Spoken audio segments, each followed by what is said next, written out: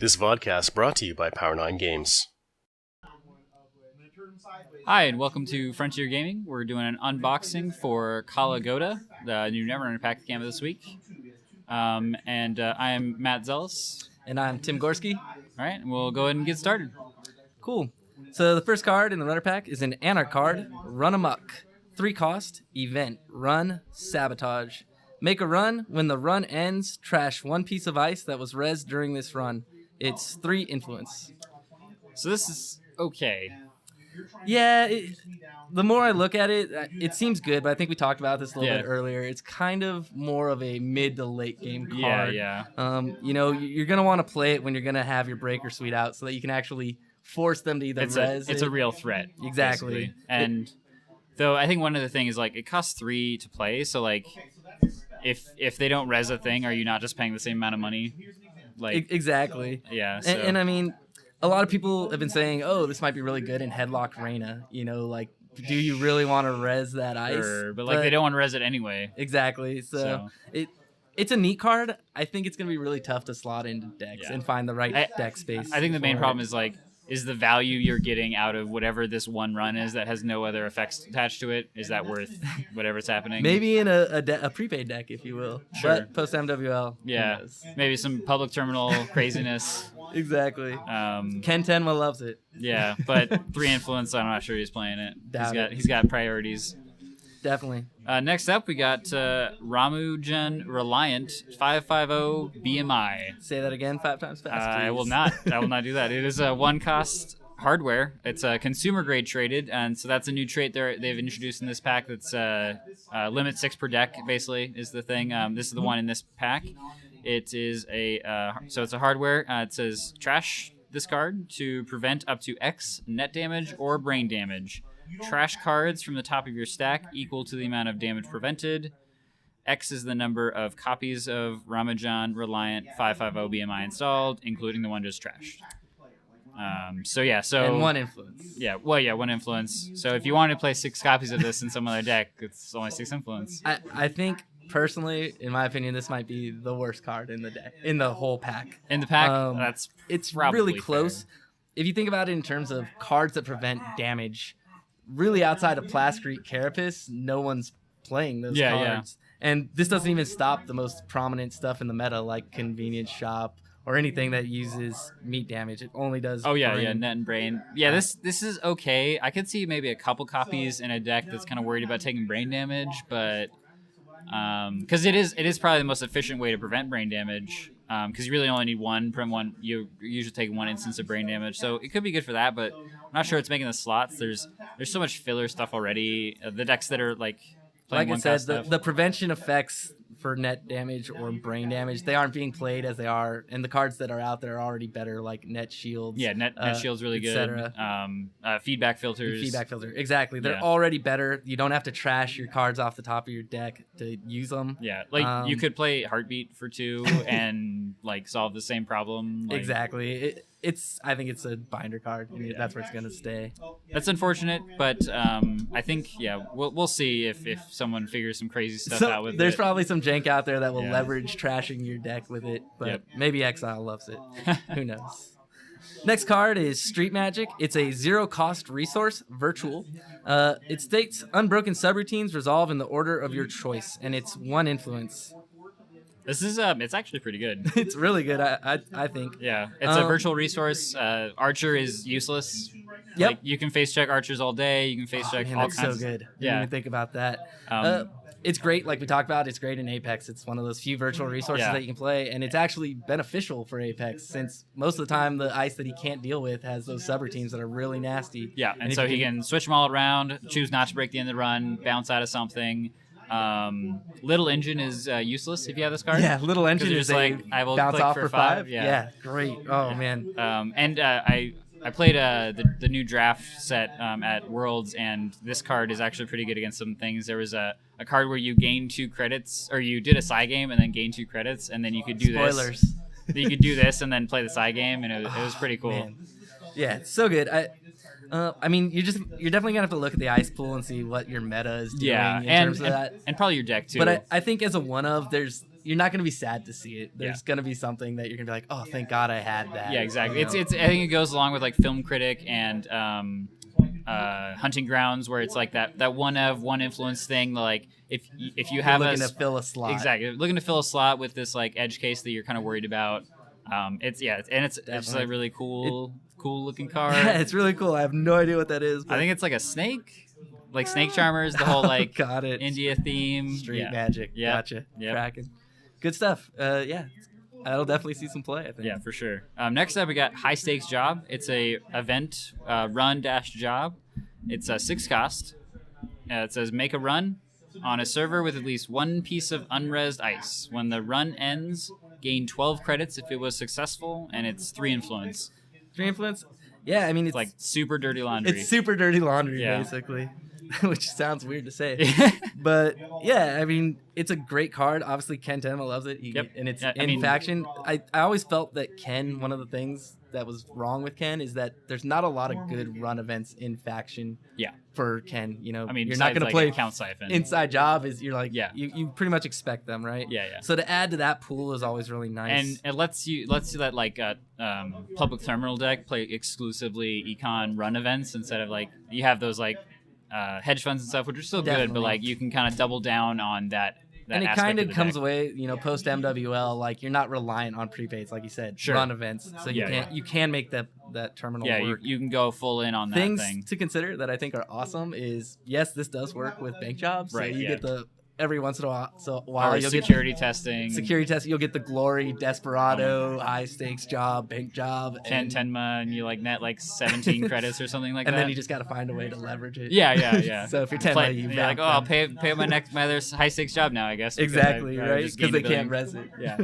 But yeah, I think it's a great card. It'll definitely have a place in some decks. Yeah, I think one thing to be aware is it does require a piece of unresed ice, so you got to be prepared to not only pay 6 to go there, but also break whatever it is. So exactly. But I mean, account siphon, you just siphon them down and then run on their servers and make a ton of money. Profit, criminals. Yep. Good card, especially since criminals have been people have been panning them as down in a down portion. For sure. So definitely a good card. Yeah. So Mongoose, this is a 3-cost Icebreaker Killer program, 1 MU. It states, you cannot use Mongoose to break subroutines on more than 1 ice per run. It's 1 credit to break up to 2 sentry subroutines, and it's 2 credits to get +2 strength. And its starting strength is 1 with an influence of 2. This is pretty good. I'll say. Killer icebreakers are pretty terrible most of the time, I would say, in general. I think like Mimic is the gold standard. It's like an all-star because you don't have to like pump it basically. And then everyone that has to be pumped is terrible. Yeah. I mean, it's nice because even though it's 2 credits for 2 strength, at least you're getting that 1 credit per 1 strength boost. And a lot of those criminal decks or decks that might want to play this are playing Data Sucker anyway, so it can be good. It's nice. You can take out that Mimic most likely and slot this in there. Yeah, exactly. And pick up that influence you're losing on Desperado post MWL. Sure, yeah. So it's good for that. You talked a little bit about slotting it into other decks that maybe just are afraid of that Sentry face check, which I could see it. I mean, I think if you're going to Mimic because you don't really have a better choice and you have a spare influence, this is kind of a good option because it gets you to those big ice. And I think like Anarchs with like Ice Destruction, they're probably only breaking 1 sentry per turn anyway, or per run anyway, so this could be good there for like extensible sentry breaker, but... Yeah, and against common meta problems like Architect, it's not that bad.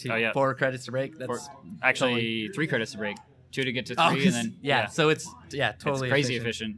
Good stuff. Yeah, but very solid. Cool. All right, next up we got Jesmin Serene, an identity, a Shaper identity, 0 link, and she is a natural. And her ability is avoid the first tag during each run, and she's a 45-15 standard. This ability is so good. It is. It's really good. Oh, man, yeah.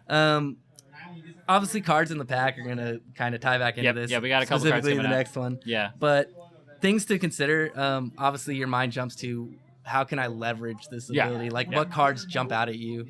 And for me, like we were playing the other day, Vamp is one immediately. Yeah, so you can Vamp Vamp without taking a tag. You can account Siphon with only taking 1 tag. So and like Opa's Vamp is already really strong in Shaper, I think, and she just capitalizes on it. She can do it last click. She can do it first click and then have full reign to go run. Just one less time to remove the tag. Yep, and she doesn't give a damn about your Data Raven. Data Ravens. Your like Gutenberg, that's one that yeah. popped up, which is a huge problem right now. Yeah. So just running into that Gutenberg and saying, yeah, I'll just take the tag and not have to deal with it. Sync is super sad about this. Sync is like, oh man, I got to get like double Data Raven to even stop her. It's really good. I honestly, from a Shaper perspective, it kind of feels more like a little bit like a criminal to me. Just the way it kind of plays. Which I think is good. It gives you a reason to play something besides Kate and Haley, I think, which are I think the staples where you're like, do I need clicks or do you need money? And like this is like, well, I can do something interesting too, like and capitalize on her ability. And yeah, like you said, it's really opening up the design space, I think. Yeah. So and her console, which let's just go right into that. There you go. So 3 cost console Maya. It's a unique card. Hardware console +2 MU, and it states once per turn, immediately after you access a card from R&D, you may add that card to the bottom of R&D. If you do, take 1 tag. Limit 1 console per player, 3 influence. So this is really good. Yeah, you're probably not splashing it, and to be honest, it's probably the first console that I would say is hard set to a runner. Yeah. Right? You're probably not going to play this console as a different runner. I could see a deck that doesn't care about floating doing this. It gives you a lot of at 3 influence. It gives you a lot of value to your R&D runs, though. True. Especially with like R&D interface where you're not accessing extra cards each run. You can go in, look at 3, toss 1 back, look at the next Take 3. The tag and like trash something. Yeah. It's definitely going to be a huge call because, I mean, at 3 influence, it's a little pricey. Yeah. You're going to have to try and figure out a way to make it work. Yeah, and if you're in Shaper and this console is part of your game plan, I think you just play Jesmin anyway because her ability is really good. Yeah, it just triggers right into it, and it's amazing. Yeah, you know? I think you're probably right that the 3 influence I think makes it tough to see other places with all the good consoles there are. What's beautiful about it is say you access, because it says immediately after you access a card, not the first card. Yep. So you can do those deep digs and eventually say, oh, that's the one I want to hit. Yeah, you're like, okay, right I'm gonna trash this, I'm gonna ignore this, I'm gonna steal this, Definitely. and then I'm gonna toss this one away. And like you said, I feel like from a Shaper perspective, this is the Shaper that Sync is not gonna want to see. You know? Oh man, yeah. Like you touch their Scorched Earth and just send that to the bottom, and then they're never gonna see it again. So great card. I really like it. Yeah, very very good. All right, next up we got another Shaper card. It's a program called Panchatantra. 2 costs, 1 memory.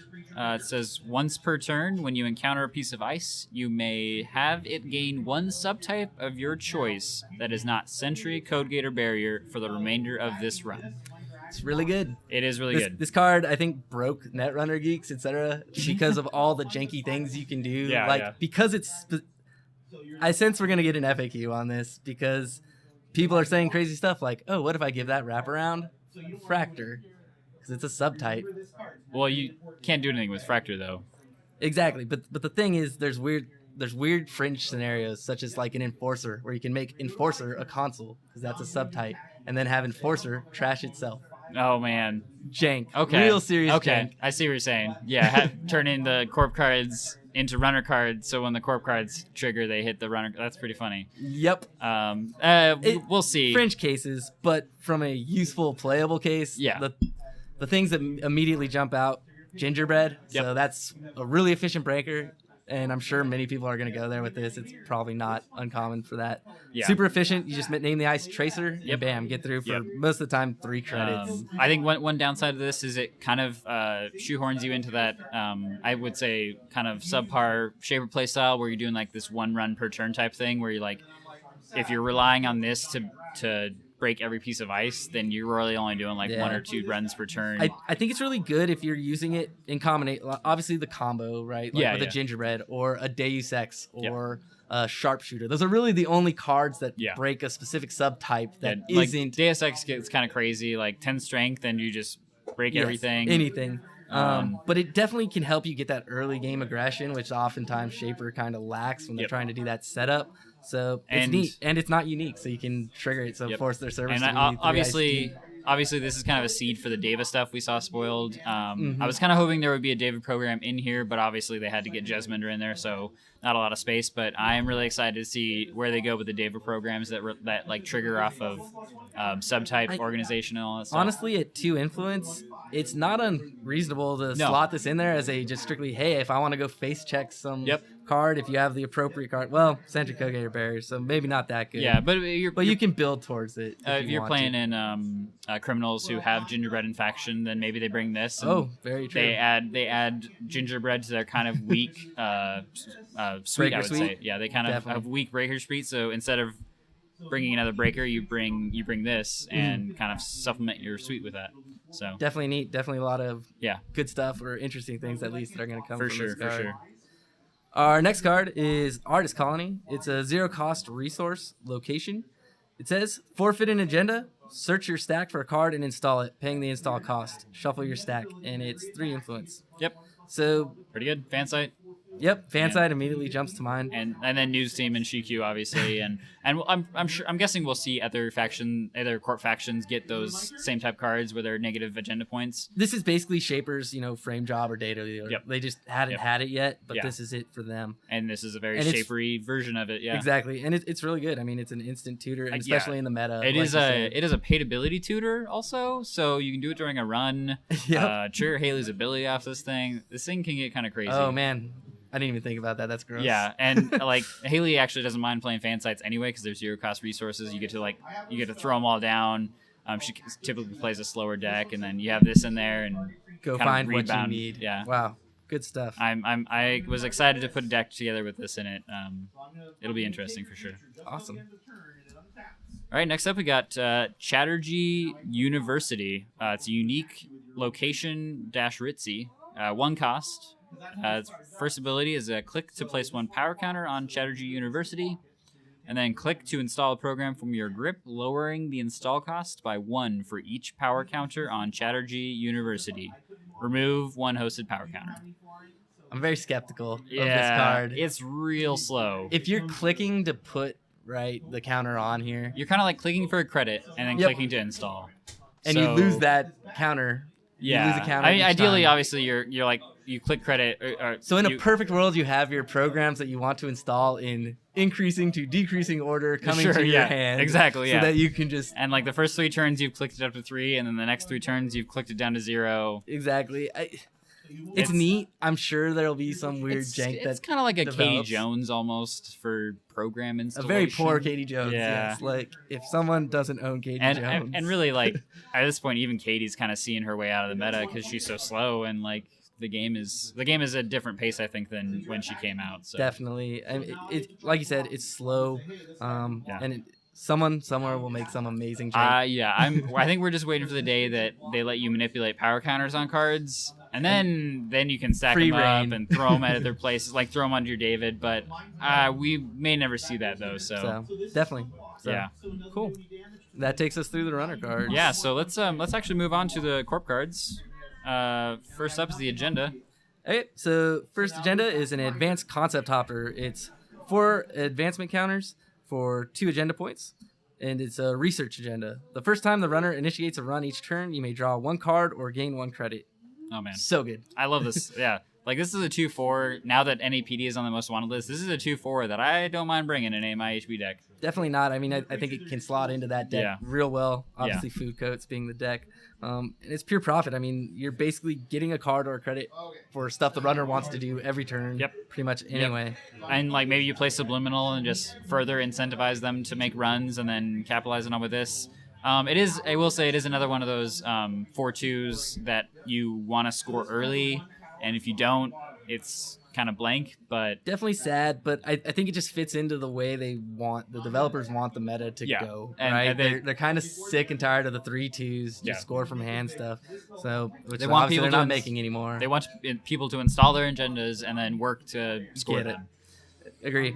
But yeah, if you can get it down and score it, it's a great agenda. It's very good. I love it. Next up, we got a piece of ice. It is Vikram 1.0. It is a Sentry Bioroid Tracer AP. So a whole bunch of subtypes. 6 cost, 5 strength. Standard Bioroid, runner can spend 1 click to break subroutine. And it's got 3 subs. First one is the runner cannot use programs for the remainder of this run. Next one is trace 4, if successful, do 1 brain. And the next one is the same, trace 4, if successful, do 1 brain damage. And this is 2 influence. I really like this. I like it. I'm skeptical of how good it is. Yeah. Let's say. I think for me, it replaces Assassin in my HP deck. A little bit cheaper Assassin. A little bit cheaper, has an extra subroutine, and much like Assassin, you kind of have to break all the subs because they are kind of punishing. The first one, obviously, is effectively an end the run subroutine. And Gingerbread eats it alive for 5 credits. Well, yeah. But no. Yeah. In all seriousness, I mean, worst case scenario, maybe if they're out of clicks, you can get them to eat a David. Basically, yep. I mean, actually, David. Like I think it is a piece of ice that disincentivizes face checking that HB has kind of gone away from. They've kind of gone to like the low cost ice that they can res and like do whatever, like end the run a lot of times. So I think this is a big 5 strength that it's definitely reasonably costed. I mean, it's 1 credit more than a Victor 2.0. Sure. So I mean, it's comparable. One credit more than an Ichi. I look at this card and the thing that jumps to my mind is, I wonder what 2.0 looks like. Yeah, that's always around the corner. But we'll see. I think it'll definitely see some play though. I mean, it's got a spot. It's just going to take some testing to figure out where good it exactly strength, shines. good number of subs. The runner wants to break all the subs, and it's got a good cost of 6. Yeah, I think it fills the slot. Cool.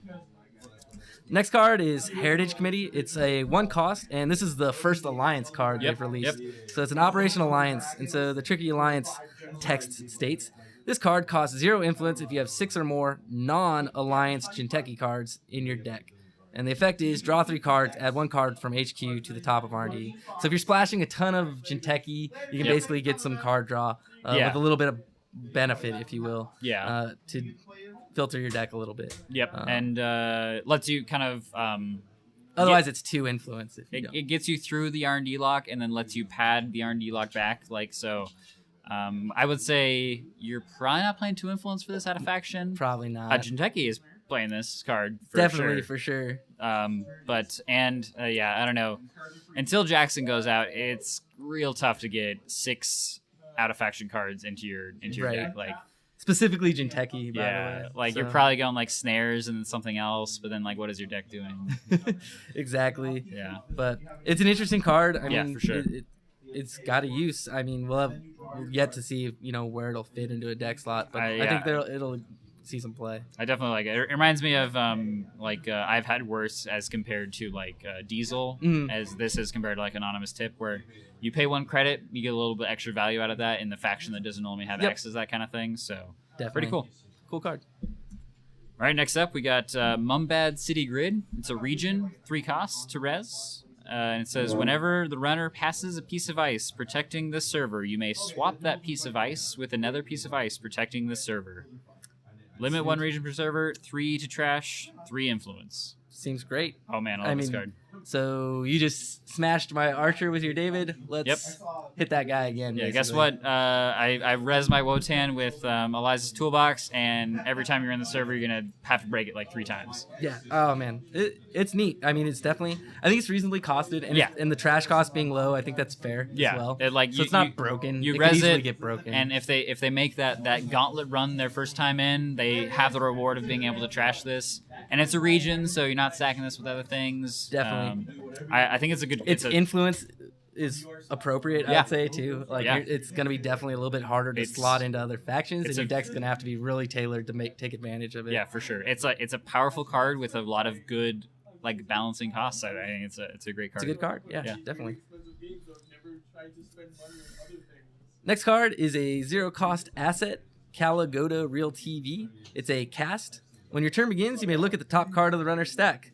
Trash ability, or paid trash at window. The runner trashes the top card of his or her stack, and it's 4 to trash, 1 influence. Love this card. Of course you do. But like we were talking about, it fits really well into a Chronos Protocol style deck where you're trying to get rid of programs. You get to filter their hand. You know exactly when to play your oh my gosh, the net damage card. Neural EMP. Thank you. You know exactly when to play that. And then if you need to oh man, they just drew the breaker they need to win the game, panic. I think it slots right into the way they've themed NBN's assets. Those really cheap res, but powerful effects, but it costs the runner a ton to trash. Yep. And it's just gross. I mean, if you're the runner, you can't afford to leave this just sit out there and wait for them to magic away that and the crazy thing is, like, if they come and try to take it, you're just like, whatever. Like, whatever that card was, it's gone. Yeah, exactly. I mean, or you just tax them, just straight tax. And what's great is, like you said, the Kronos Protocol deck where you're trying to trash programs. That's awesome. Yep. It even works, in a deck like New Angeles Soul where you're trying to take advantage of targeted marketing. You're like, ooh, they really want to probably play that card. Let's just hold the targeted marketing to call that out. For sure. But, and you get to kind of look at what they're playing, which a lot of times, some runner decks you may not see their game plan, and so this will let you know like what you need to do a little bit. Gives you, information in a closed information game is king, I think. So. It fits into a specific deck archetype, and it will do a great job. It is powerful there, I think. It's just a good card. Yep. And one influence, so... One influence, can't argue with that. So if you got a game plan for it, it is good. Cool, so next up we got an NBN piece of ice called Interrupt Zero. It's a code gate, 2 cost to res, 4 strength, and it's got 2 subs that are identical, so I'm going to read it once because there's a ton of text. That's fair. For the remainder of this run, the runner must pay 1 credit as an additional cost each time he or she uses an icebreaker to break at least 1 subroutine. And then it does it again. 1 influence? 1 influence. I will be honest, when we were talking about this earlier, I misread that. I thought it was per subroutine, but it is per piece of ice. So it is for the rest of the run, but it's only each piece of ice, 1 extra credit. Like we said, it's basically like if Midway Station Grid and TLDR kind of had a bastard baby. Yeah, exactly. If you're going all in on that, this is just another piece of kind of taxing ice. And I mean, I'll give it its due. Like, it seems very similar to TLDR, like we said. Yeah. And maybe the time for positional ice is starting to be a thing. Sure, maybe you can play this with the Mumbad City Grid, and I think and manipulate. One kind of hilarious thing is if you go all in on that positional ice, it's all super low cost to res, and then you just kind of like, you don't care if they break any of it because they just all buff each other, and you don't. The order isn't as important because the extra effects that are happening are enough to dissuade them from running. Yeah, I agree. I mean, it's nothing to sneeze at, and you're looking for those multi-subs just to get into Faust, and try and stop that. Yeah. So I mean, just a little extra tax on each piece of ice. Yeah, so you're stacking your servers like 4 deep with these crazy positional ice things. And you're like, hey, guess what? You got to pay 1 for each piece of ice. Yep. Or don't break them, and then my chum hits you for 3. So maybe there's a deck out there that'll take advantage of that. Yet to be seen. I'm skeptical at this point, but we've seen crazy. I'm sure we'll happen. see it. I mean, something will come of this. Val DLR came out of nowhere. I think maybe we'll see something crazy with this too. Cool. Next card is in Operation. It's a 1-cost dedication ceremony, and it states place 3 advancement tokens on a face-up card. You cannot score that card until your next turn begins. It's Wayland Operation, 3 influence. 3 influence. Yep. So more. Basically like a Mushin for Wayland, kind of, sort of. Well, okay, yeah, sure. You throw down your face-up agenda and you toss 3 on it.